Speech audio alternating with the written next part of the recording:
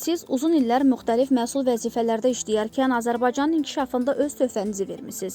Mən bunu yüksək qiymətləndirirəm. Siz də bilirsiniz, mən də bilirəm ki, Ulu Öndər Heydər Əliyev sizə həmişə diqqət göstərmişdi.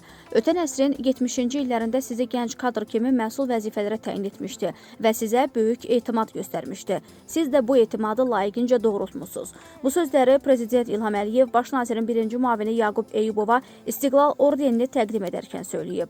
Məhz buna görə müstəqillik dövründə Ulu Öndər xalqın tələbi ilə 1993-cü ildə hakimiyyətə gələndən sonra sizi bir neçə məsul vəzifəyə təyin edərək bir daha sizə etimad göstərmişdi.